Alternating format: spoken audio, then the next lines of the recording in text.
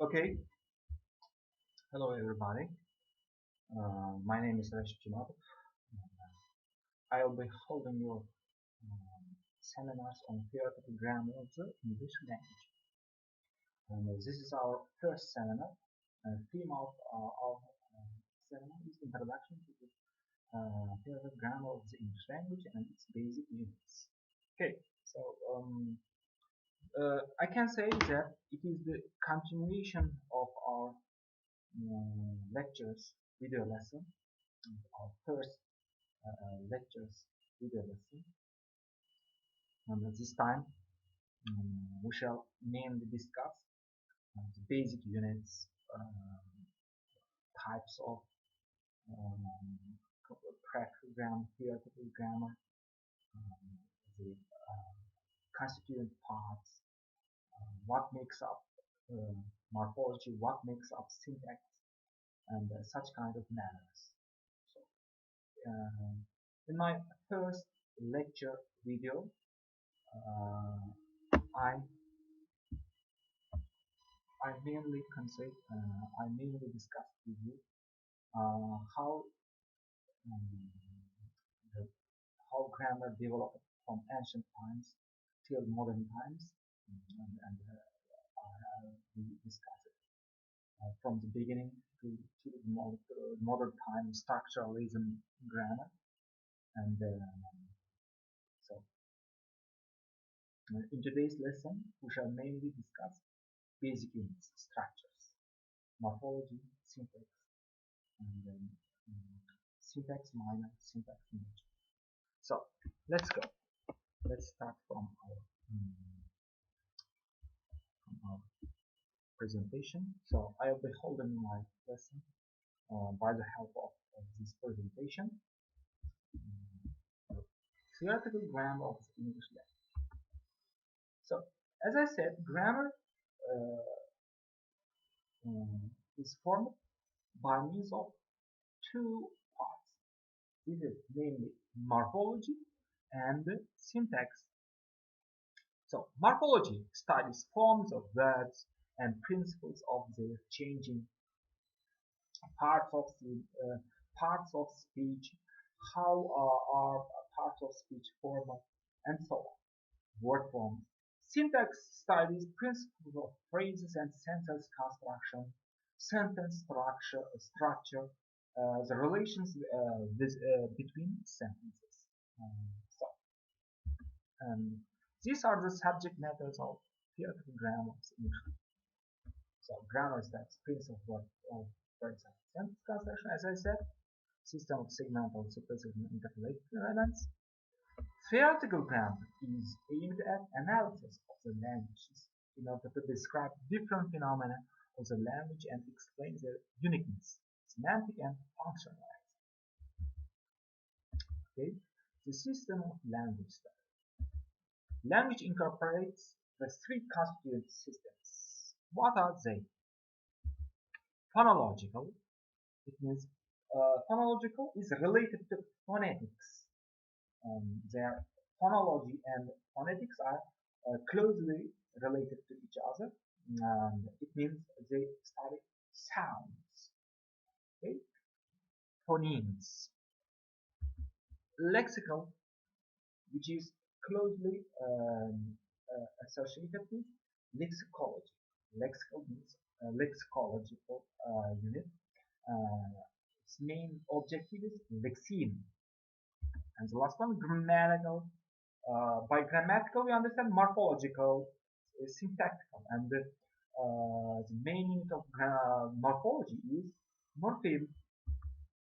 And any linguistic description may have a practical or theoretical purpose. Okay. Grammatical category, grammatical meaning, and grammatical form. These are the basic units of grammar. So they make up the morphology.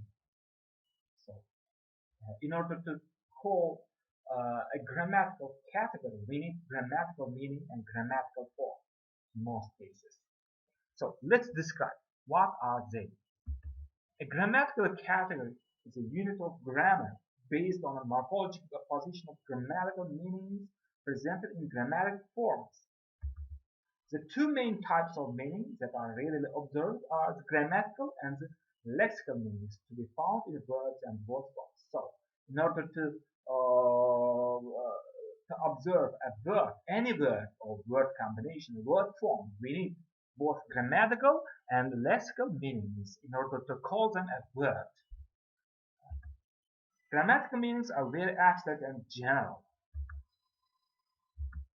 Grammatical forms can be morphemes, synthetic forms, and grammatical word combinations.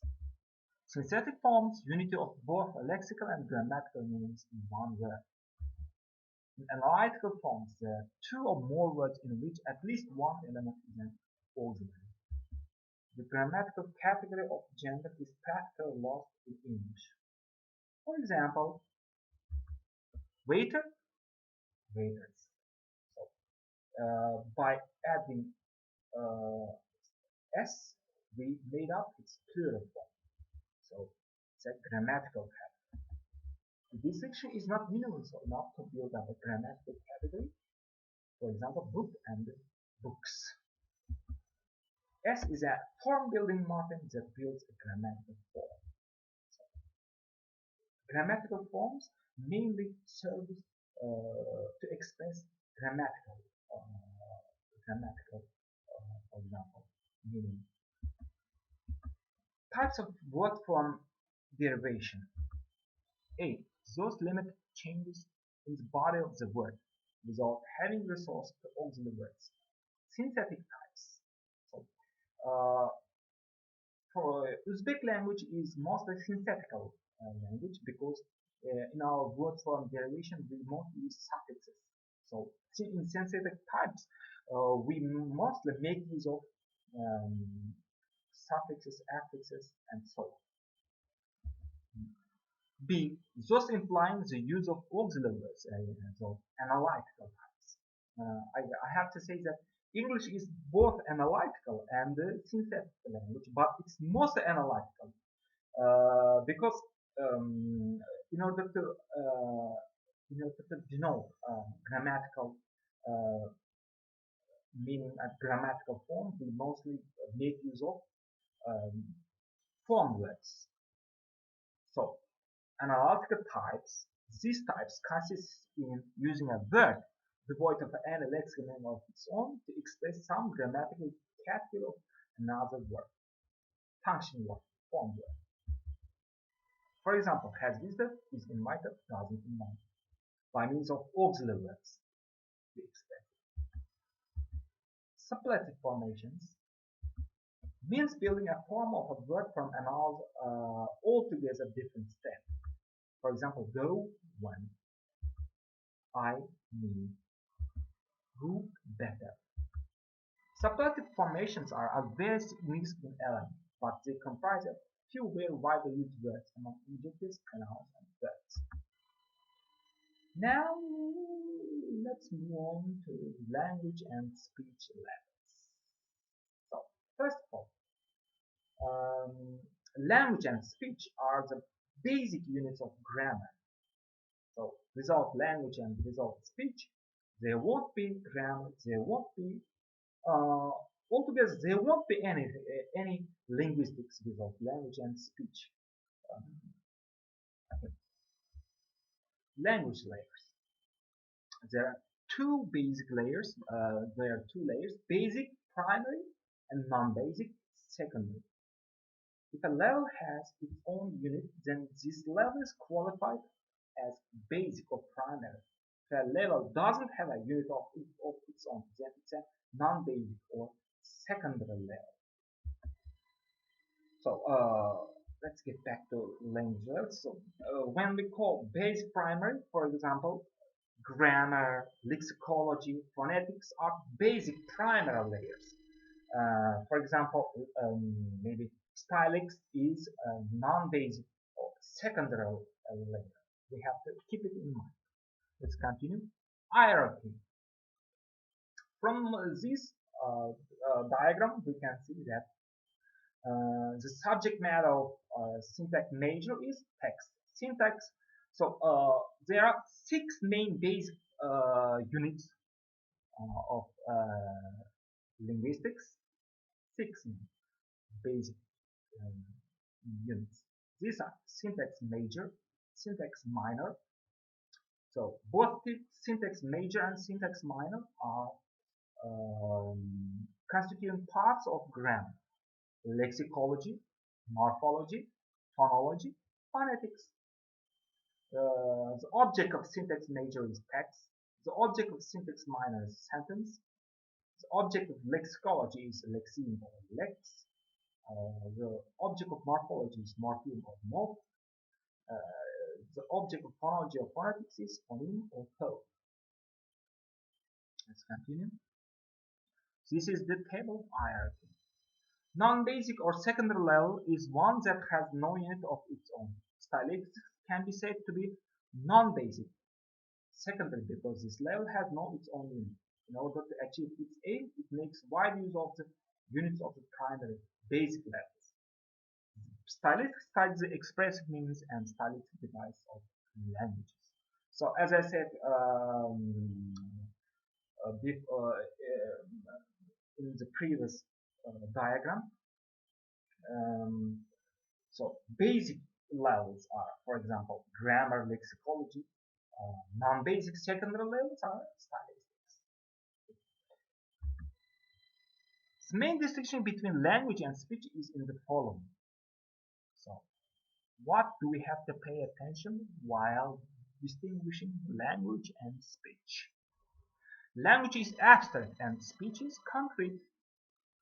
Language is common, general for all the bearers, while speech is individual. Language is stable, less changeable, while speech tends to change. The fourth, language is a closed system. Its units are limited, while speech tends to be openness and endless. Language levels are emic levels, speech levels are ethic levels. So, if we say, what are emic levels? We can say these are language levels, because language levels are the same with emic levels. If we say speech levels, we mean ethic levels. So speech levels are the same with ethic levels. This is the most important point. Phonemes, when pronounced in concrete speech, vary from person to person according to how he has got used to pronounce this or that sound in linguistic theory. It is explained by the term idiolect, that is individual dialect. Okay. Idiolect, dialect, yani ma'lum bir individual bir joyga holatga doir bo'lgan dialekt. There may be positional change, combinability, depending on the sounds that precede and follow the sound that we are interested in. The pronunciation of it may be different. Compare loud and ballad. The sound L will be pronounced differently in these two words because the letter L in the first word is placed in the initial position, and in the second word it stands after the letter T. So we have light in the first word and dark version in the second case. So the same letter is pronounced in two forms. It is called allophone. So these alternants are said to be in the complementary distribution, and they are called allophones, variants, options, or alternants of one phoneme. Thus, allophone is a variant of a phoneme. So allophone is a type of phoneme. You have to keep it in mind. And it is the subject matter of phonology or phonetics. Morphological level. The morphs that have different forms but identical synonyms are united into one morpheme and called allomorphs. The morpheme of the past tense has at least three allomorphs. They are t, d, or not. Examples: walked, toned, and wanted. The variant of the morpheme depends on the preceding sound in the word. So allomorphs have uh, the same forms, but it is pronounced in different versions, and they have also different grammatical um, different grammatical meaning, and its usage also differs from each other. Syntax minor and syntax major. Syntax minor deals with sentences. For example, John writes a letter. A letter is written by John. Since one and the same idea is expressed in two different forms, they are called allosentences. Some authors call them grammatical syntax. In the same way, the level syntax major can be explained. The unit of this level is text, the highest level of language and speech. Syntax major represents both language and speech levels due to the absence of separate term as well as text. We use homogeneously for both language and speech units. So, syntax minor deals with sentence mostly. Syntax major deals with context. You have to keep it in mind. So, thank you for your attention. That's all. See you. Goodbye.